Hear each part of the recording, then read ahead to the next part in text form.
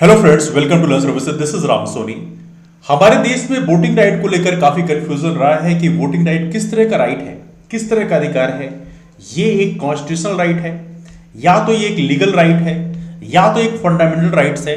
किस तरह का राइट है? वेल, यूपीएससी ने भी सन 2017 में अपने प्रीलिम्स में एक क्वेश्चन यहां से पूछा था। अभी हम उसके बारे में डिस्कस करेंगे, लेकिन बिफोर देन दैट सबसे इंपॉर्टेंट इस समय दिया गया है एक महत्वपूर्ण ऑब्जर्वेशन। सुप्रीम कोर्ट के जज हैं जस्टिस रस्तोगी। इन्होंने कहा कि right to vote fundamental rights का हिस्सा है। कैसे इन्होंने जस्टिफाई किया, इन सभी चीजों के बारे में एक एक करके डिस्कस करेंगे। So let's start discussion. Hello friends, welcome to learn services. This is Ram Soni. आइए डिस्कस करते हैं आज हम राइट टू वोट के बारे में। राइट टू वोट के लिए बोला गया है कि right to vote is a fundamental right. हालांकि इसमें सभी जजों के बीच में सहमति नहीं हुई है, लेकिन देखिए सहमति आज नहीं है, कल को बड़ी जजमेंट बैठेगी और वहां पे सहमति हो सकती है। लेकिन यदि डिस्कशन का ये पॉइंट स्टार्ट हो गया है तो आने वाले कल में ये भी चीजें हो सकती हैं कि शायद राइट टू वोट के लिए प्रॉपर तरीके से कॉन्स्टिट्यूशनल जजमेंट बिठाई जाए और वो यहां पे जजमेंट दे। हालांकि चूंकि अभी इनका जो मेन डिस्कशन का टॉपिक था वो ये था कि इलेक्शन कमिश्नर का अपॉइंटमेंट कैसे हो। जैसे कि आप जानते हैं कि हमारे देश में जो चीफ इलेक्शन कमिश्नर हैं और बाकी इलेक्शन कमिश्नर का जो अपॉइंटमेंट प्रोसेस है उसको लेकर काफी कंट्रोवर्सी रही है। उसका मानना रहा है, बेसिकली ऑब्वियस सी बात है, सिंपल सी बात है, चीफ इलेक्शन कमिश्नर और बाकी इलेक्शन कमिश्नर का जो अपॉइंटमेंट है वो प्राइम मिनिस्टर के रिकमेंडेशन से प्रेसिडेंट करते हैं। तो ऑब्वियस सी बात है, इलेक्शन कमीशन का जो झुकाव है आमतौर पर रूलिंग पार्टी की तरफ, केंद्र की जो रूलिंग पार्टी होती है उसकी तरफ झुकाव थोड़ा बहुत देखने के लिए जरूर मिलता है।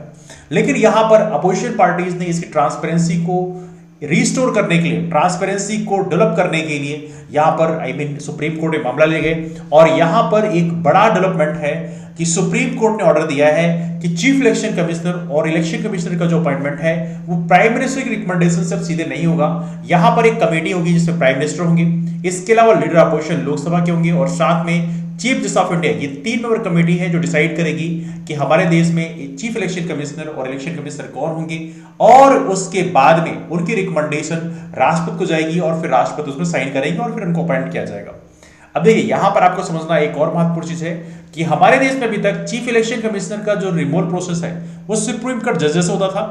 लेकिन इस बार एक नया चेंज ये किया गया है कि बाकी जो 2 इलेक्शन कमिश्नर हैं इनका भी अब रिमूवल सुप्रीम कोर्ट जज के जैसे हो जाएगा। जबकि पहले बाकी 2 इलेक्शन कमिश्नर का रिमूवल काफी सिंपल होता था, चीफ इलेक्शन कमिश्नर के रिकमेंडेशन से प्रेसिडेंट इनको कभी भी हटा सकते थे। लेकिन अब ऐसा नहीं होगा। अब प्रॉपर तरीके से चीफ इलेक्शन कमिश्नर और बाकी 2 इलेक्शन कमिश्नर को प्रॉपर तरीके से यदि आप हटाना है तो सुप्रीम कोर्ट जज के हटाने का प्रोसेस ही फॉलो करना पड़ेगा। और आप जानते हैं कि हमारे देश में सुप्रीम कोर्ट जज को हटाने का प्रोसेस बहुत मुश्किल है। नाउ इस टॉपिक पे आते हैं, जिस टॉपिक को एज ऑफ नाउ हम डिस्कस कर रहे हैं। कई सारे पेपर ने दिखाया भी है, right to vote a part of fundamental rights से justice Rastogi. Majority judgment opines it's a constitutional right. अब देखिए जितने भी जज बैठे हुए थे यहां पर, जिनका फोटो मैंने आपको स्टार्टिंग में दिखाया भी है, मेजॉरिटी ऑफ जजेस का यही ओपिनियन है कि ये एक कॉन्स्टिट्यूशनल राइट है, इसलिए ऑब्वियस सी बात है वही बात मानेगी। लेकिन सबसे इंपॉर्टेंट यहां पर यह है कि जो रीजन उन्होंने दिए हैं उस रीजन को आज समझने की आवश्यकता है, क्योंकि आने वाले कल में जब बड़ी जजमेंट बैठेगी वहां पर इस मैटर को जरूर डिस्कस किया जाएगा।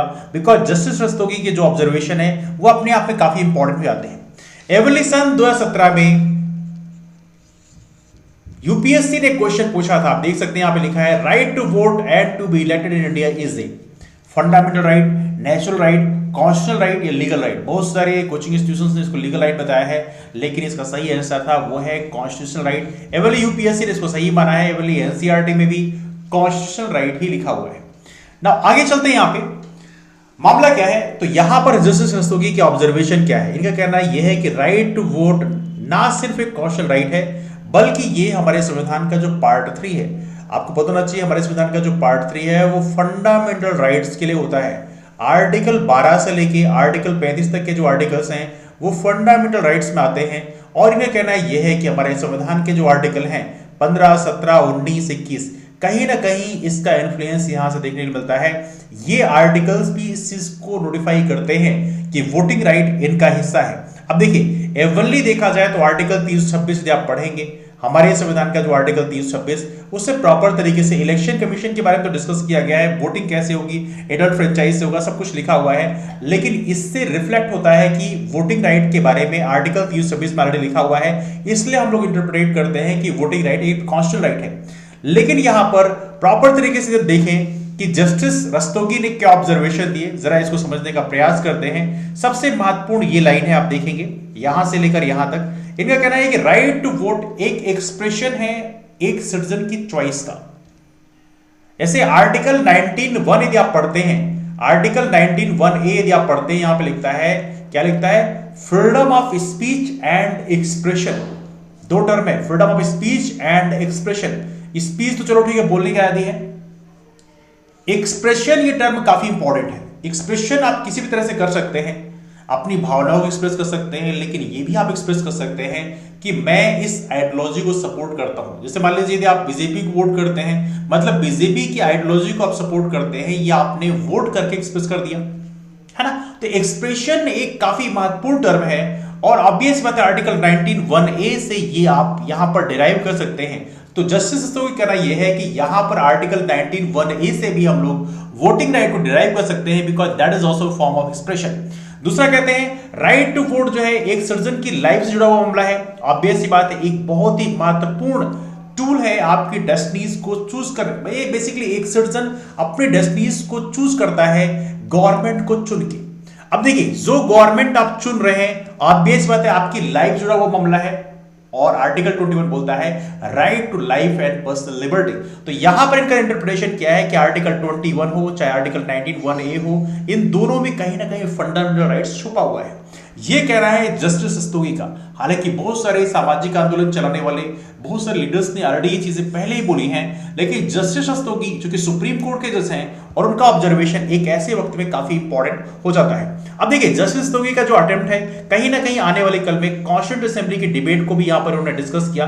इनका कहना यह था कि देखिए, स्टार्टिंग में कॉन्स्टिट्यूंट असेंबली चाहती थी कि इसको फंडामेंटल राइट में रखा जाए, क्योंकि उस समय देखा जाए तो बहुत सारे प्रिंसली स्टेट थे, और उस समय हमारा ये पर्पस था कि प्रिंसली स्टेट्स किसी तरह से भारत का पार्ट बन जाएं। उस समय हम लोग निगोशिएशन कर रहे थे, इसलिए हम लोगों ने वोटिंग राइट को फंडामेंटल राइट में नहीं रखा। लेकिन बेसिकली जो कॉन्स्टिट्यूशन मेकर थे, दे वांटेड दैट कि यहां पर फंडामेंटल राइट में वोटिंग राइट को रखा जाए, and that's what he record. इस चीज को उन्होंने डिस्कस किया जो काफी इंपॉर्टेंट है।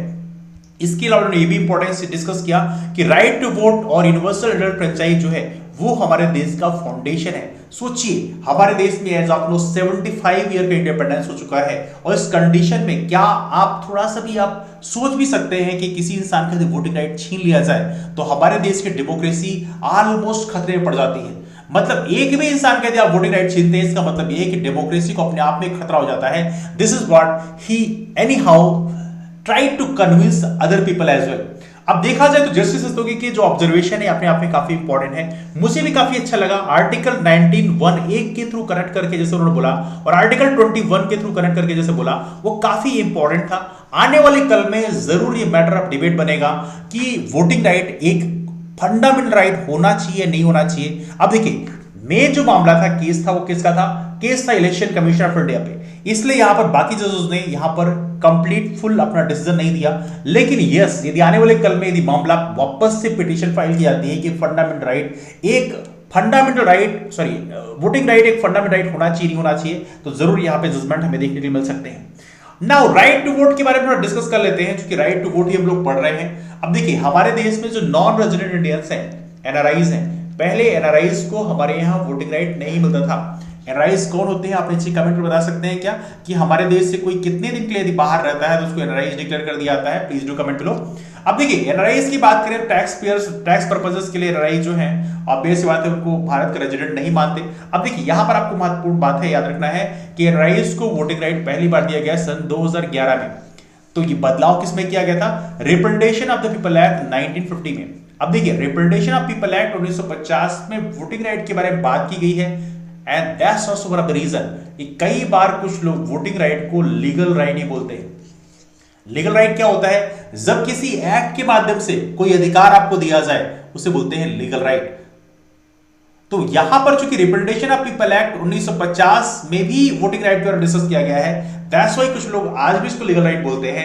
लेकिन अब आपको अपने बोलने की लैंग्वेज को चेंज करना पड़ेगा, because as of now voting right को कॉन्स्टिट्यूशनल राइट के रूप में रिकॉग्नाइज कर लिया गया है। आने वाले कल में यदि जजमेंट होता है कि ये फंडामेंटल राइट है कि नहीं, तब बात अलग बात है। लेकिन जस्टिस रस्तोगी की ऑब्जर्वेशन अपने आप में काफी इंपॉर्टेंट है, लेकिन आने वाले कल में यहां पर डिबेट स्टार्ट होगी तो शायद ये भी हो जाए, लेकिन एज ऑफ नाउ जब तक जजमेंट नहीं होता आने वाले कल में, तब तक आप यही मान के चलिए वोटिंग राइट एक कॉन्स्टिट्यूशनल राइट के रूप में काम करता है। ना इसके अलावा यहां पे एक और महत्वपूर्ण चीज है जो कि काफी इंपॉर्टेंट है। देखिए 2017 में विंटर सेशन में पार्लियामेंट में एक जो रिप्रेजेंटेशन ऑफ पीपल एक्ट में एक थोड़ा चेंज प्रपोज किया गया था कि सेक्शन 20 में बदलाव कर दिया जाए। यहां पर क्या था, सेक्शन 20 क्या बोलता है, ये बोलता है कि यदि कोई वोट डालना चाहता है तो उसको फिजिकली प्रेजेंट होना जरूरी है। अब इसमें बदलाव ये करना था कि नहीं, फिजिकली प्रेजेंट होने की जो कंपल्सन है उसको आप हटा दिया जाए। तो यहां पर देखा जाए तो इसका कहना यह था कि ओवरसीज जो वोटर्स ऐसे हैं जो इंडिया में नहीं है, भारत से बाहर रह रहे हैं, उनको प्रॉक्सी वोट डालने की परमिशन दे दिया जाए, उनके बिहाफ में कोई दूसरा जो है प्रॉक्सी वोट डाल सके। हालांकि बाद में ये बिल जो है पास तो हो गया 2018 में, लेकिन एक ही दिन पास हो पाया, इसलिए बिल लैप्स हो गया because of dissolution of 16th Lok Sabha. बाद में 17th लोकसभा में भी तक उसको इनिशिएट किया नहीं गया है, वो एक अलग मामला है। लेकिन बाद में इलेक्शन कमीशन ऑफ इंडिया ने पोस्टल बैलेट के लिए गवर्नमेंट से परमिशन मांगी। और पोस्टल बैलेट क्या है, पोस्टल बैलेट में एज ऑफ नाउ जो आर्म फोर्सेस के मेंबर हैं या इसके अलावा मेंबर ऑफ फोर्स हैं जो कि आर्मी एक्ट के अंतर्गत आते हैं, उनके लिए प्रॉपर तरीके से electronically transmitted postal ballot system ला दिया गया। इसको बोलते हैं शॉर्ट में ETPBS। तो देखा जाए तो जो भारत से बाहर जो हमारे एनआरआईज रहते हैं उनके लिए तो वोटिंग सिस्टम अभी स्टार्ट नहीं किया गया। यदि आप वोट डालना चाहते हैं तो आपको इंडिया में फिजिकली प्रेजेंट होना पड़ेगा, लेकिन जो आर्म फोर्सेस के जो मेंबर हैं उनके लिए जरूर पोस्टल बैलेट का system as of now start कर दिया गया है। ना एक और महत्वपूर्ण चीज है जो हम डिस्कस करना चाहेंगे कि हमारे देश में जो प्रिजनर्स होते हैं, जो कैदी होते हैं, उनके लिए वोटिंग राइट्स क्या हैं। तो देखिए रिप्रेजेंटेशन ऑफ पीपल एक्ट 1950 में इसके बारे में डिस्कस किया गया है। अब देखिए यहां पर एक बहुत ही महत्वपूर्ण मामला है, यदि किसी को 2 साल से अधिक का पनिशमेंट दिया गया है, लिसन इट वेरी केयरफुली, यदि किसी को 2 साल से अधिक का पनिशमेंट दिया गया है तो उस कंडीशन में वो वोट नहीं डाल सकते। यदि आपको 2 साल से कम का पनिशमेंट दिया गया है तो आप वोट डाल सकते हैं, यदि आपको 2 साल से अधिक का पनिशमेंट दिया गया है तो आप वोट नहीं डाल सकते। इवनली 2 साल से अधिक का पनिशमेंट दिया गया है तो आप इलेक्शन भी नहीं लड़ सकते, इलेक्शन भी नहीं लड़ सकते हैं। तो ये पॉइंट भी आपको यहां पर याद रखना है।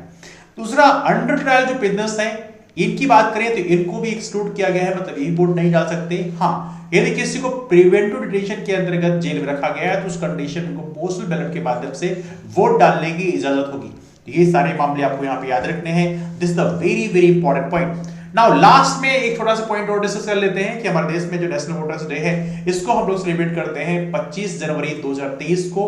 और इस बार जो नेशनल वोटर्स डे मनाया गया 2023 में, इसका थीम क्या था, nothing like voting, I vote for sure. ये रहा आपका नेशनल वोटर्स डे के बारे में।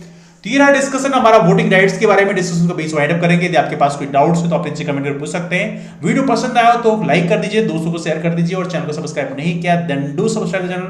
मुलाकात करते हैं फिर, तब तक के bye bye, take care, have a wonderful day, keep moving forward and take care.